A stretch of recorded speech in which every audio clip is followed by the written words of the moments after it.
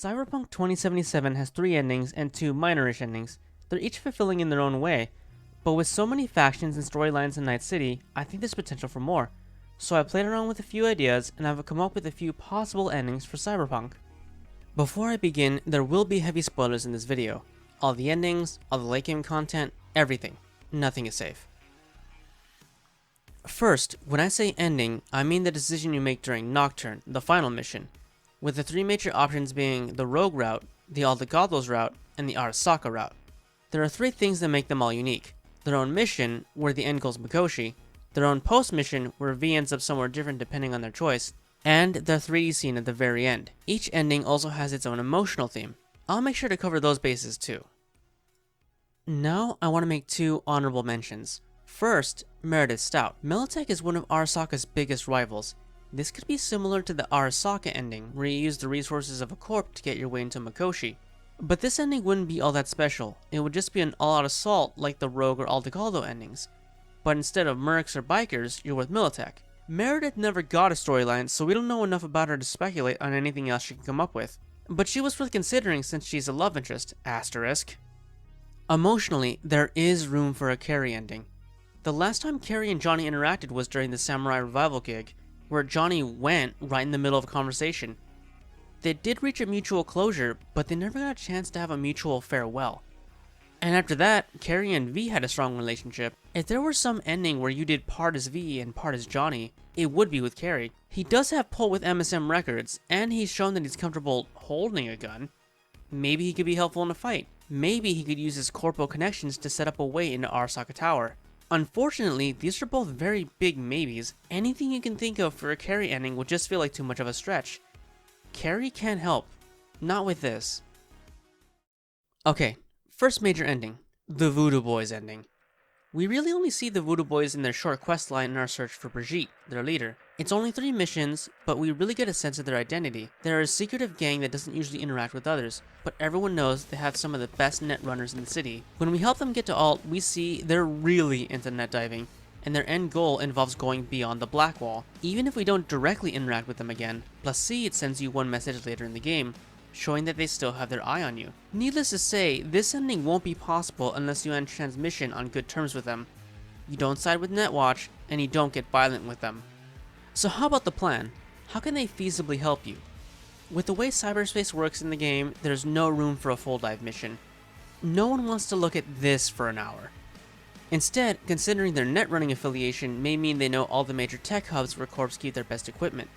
Imagine an Arasaka tech hub like this somewhere near the tower. It would be heavily fortified, but I'd imagine the Voodoo Boys would know of it and know a way in. But it's a one-use trick. The moment Arasaka knows about the vulnerability, it'll never work again. Now, the obvious question is, why would the Voodoo Boys use their ace in the hole to help you? Or help you at all? Because they want what you want. They give you a chip to install, so once you jack into Mikoshi, it'll make a copy of Soulkiller so they can start working on their own modified version of it. If that still seems too out of character, well, take a look at what they've shown us. It's not crazy to think there's something in Mikoshi they want. I'm not analyzing the Voodoo Boys here, I'm making fan fiction. The plan is to enter the tech hub with Placide. The mission is too important for you to go alone, and there aren't many named Voodoo Boys members. The Arasaka hub will be heavily guarded with turrets, mechs, and plenty of digitally locked doors. High intelligence and quick cap builds will really shine here. You make your way through the building and find an elevator into Mikoshi. The underground area plays the same in all endings. When you're almost there, Smasher makes his way to you for the final boss fight. In other endings, Rogue or Saul manage to get one good shot in and take 20% of Smasher's health. This will play out differently. Smasher grabs Placide. You see him reach for something in his pocket and then smack the back of Smasher's neck. Unfortunately, Placide doesn't survive, but you see jolts around Smasher almost like he's glitching out. The last thing Placide ever did was insert a bugged chip into Smasher. Instead of losing 20% of his HP, he lost access to his missile barrage. In a kind of way, that actually makes this the easiest Smasher fight. After that, the rest of the ending plays out like normal. The post mission. We see V walking through a bar, similar to the Afterlife. First, you talk to a Voodoo Boys member. He'll say something like, "Hey, so we heard about a secret project on the East Coast. Friend of a friend, but we'll look into it." The next person you talk to is a Tiger Claw. He says, "We got our guy outfitted with that scrolling tech. His meeting is tomorrow, so we'll have that raw BD ready for you in a few days." The idea is that V is working multiple angles. not through personal connections, but through professional networking. The theme of this ending is control. As a merc in Night City, V has always had a good understanding of the way things work, but now they have a little more sway in the ebb and flow.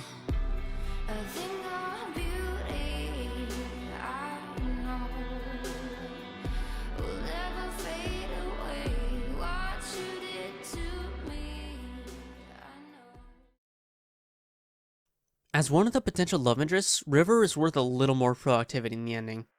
During his 2 major missions, you use raw brain tenses as part of your detective work. I think this ending should have no BDs. They're not interesting after the first time. They're less of a puzzle and more of a long, unskippable cutscene. First, we need to tweak his second mission. While trying to find Peter Pan's base, we scroll through raw BDs of his dreams. We do this to get clues about where he's keeping the kids he's kidnapped. I think at the end of these BDs, we should be given multiple choices of where we think the farm is. The info we get from the BDs should be enough to reasonably make the right decision, but if we make the wrong decision, or if too much time passes between starting the mission and making this choice, then we don't make it in time, and Randy dies. I know that's grim, but it'll be important later. River wouldn't put his life on the line unless we were close. So let's say this ending is only doable if you did all of his missions. So first, what would Ward's plan be? As a private detective, his biggest strength are his connections. He has confidential informants and friends on the force. He knows dirty cops and even well-meaning cops. So he would be able to find a way into Arasaka Tower. Let's say there's a general shipping and receiving center for everything on location. You start in this area and make your way towards the back of the main building. There won't be many guards, but they'll be in constant communication through radio, so stealth killing will still alert them. And there'll be plenty of cameras. This is where pure stealth will shine the most. But if you want, you can still murder your way through. Once you're underground, the rest plays as usual. Smasher finds you and grabs River, ready to kill him, but River manages to get one good shot in, right in the eye. Smasher angrily throws River through the door and the doorway collapses from the rubble, making it ambiguous if he's okay. Here's how it plays out. If you manage to save Randy, then River ends up surviving, but if you didn't, then River dies here. If your nephew died and you think you could have done more to prevent it, you wouldn't be at the top of your game either. Either way, you're on your own for now. Unlike Rogue, River uses a handgun, so Smasher is still at 95%. That's the price you pay to keep your friends alive. Now, where does V end up after Mikoshi? We open to see V in an office, sort of run down, but also sort of official looking. V is still a merc, but more like a private detective. You have phone calls and emails with various clients. They'll all be some version of, "Thank you, I don't know what I would have done without your help." V has an assistant. He says, "The AV's on its way, should be on the roof in a few." While on your way out, he also says, "Oh, and I found that biochip project, direct DNA coding. I'll send the file your way. I think this is our guy." As you get on the elevator, a voice tells you to hold the door. It's River. If he survived, then he's here with you as your partner. More chrome than before, but generally fine. The theme here is karma. V helped River, then River helped V, and now they're helping others. These days, V really does feel good about what they do. That's worth a lot in Night City.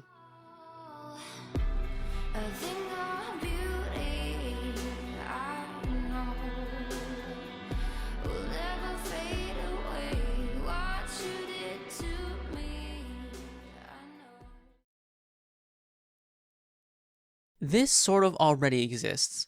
There's a secret ending where you storm Arasaka Tower by yourself. The post-mission is identical to the Rogue ending, the main difference being that she's still alive, and the option to do this is sort of hidden, so with a few tweaks, this can be its own full-fledged ending.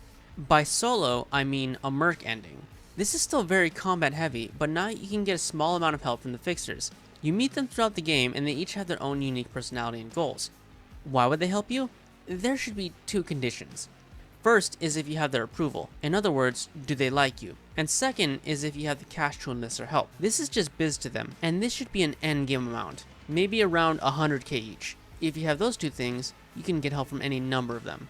So what do you have to do to get them to like you? It depends on them.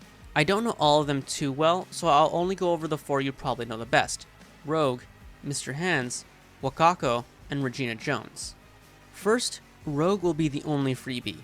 Since she knows V and Johnny's situation, she's willing to help. How does she help? She gives you a way into the tower. They're expecting an important shipment, so she gives you the route of a truck. You can sneak on and get in through there, but security will scan it as soon as you get there, so no stealth. This is all combat. That's all you get from Rogue. She'd be willing to do more for Johnny, but this is all she'll put at risk for V. Next, Mr. Hands. As you know, he's all about that biz, no sentimental connections. So why would he help you? Remember, you're the reason he ever managed to get in touch with the Voodoo Boys in the first place. So your decisions during their missions will decide. If you didn't side with Netwatch and you never got violent, then he'll still have connections with them and you were good for biz. But if you messed up that relationship, then you were bad for biz. So if you were good for biz, he'll help. And if not, then he won't. So what can he even do? Give him 100k and he'll take his cut and hire a netrunner. A good one too. They'll disable the scanner. This is the only way stealth becomes an option. Next, Wakako Okada. Why would she help you? Remember Cedric Dorser from the intro? That was a job for Wakako. She doesn't pay you until you talk to her in person. Actually, that's a side mission, going to her in person and asking about your pay. I think we can tweak this a bit. When asking about your payment, you can refuse and ask her for a favor instead. Before the parade, she'll say no. Why would she give you a blank check? But after the parade, she'll agree to owe you one. So if she owes you, or if you never talk to her about the payment, then you can hire her. So what she got to offer? Equipment. She wouldn't help you directly, but she can give you weapons and armor that the Tiger Claws recently stole and scrubbed. Last, Regina Jones. All the cyberpsycho gigs go through her. She truly cares about this and wants you to stop the attacks while keeping them alive. So you can hire her if you can manage to do 5 of the gigs non-lethally. Or half of them. Or all of them, I don't know. What does Regina have to offer? As an ex-journalist, her weapon of choice is information. Hire her and you can get a handful of passwords. This is a very combat-heavy mission, so having access to employee and maintenance areas with fewer enemies is worth a lot. So with any and all of these, you mow down entire floors of enemies and make your way underground. You fight Smasher alone and proceed as normal. In the post-mission, V wakes up in a motel. Not a luxurious one, but a decent one. You make your way down through the hall to the kitchen. The casual conversations you hear on your way make 2 things clear. This is a common stop for mercs, and this is not Night City. While you're eating, another merc sits down and talks to you. He's not a child, but he's obviously young. The conversation goes like this. Him, Rogue wants to know when you'll get there. V, tell Rogue I'll be there by sundown. I got delayed, but I've never let her down before. Him, you know, if you need help. V, no, told you before, I work alone. Just make sure she knows I'm holding her to her end of the deal. Him, whatever that is, I'm sure she will. I hear she's got netrunners and edgerunners all over the city. V finishes eating and makes their way outside to their bike. The theme here is self-reliance. When you were on the brink of death, you were able to pull through all by yourself. But it's also kind of lonely knowing just how little you can really depend on others.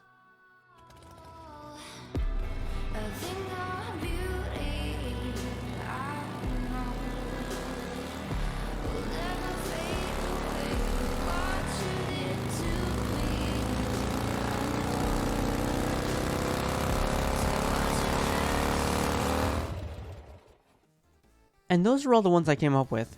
I'm not unhappy with any of the existing endings, really 3 is fine. I just wanted to play around with the idea. This whole thing has basically been a Cyberpunk fanfiction. What did you think? Let me know, and thanks for watching.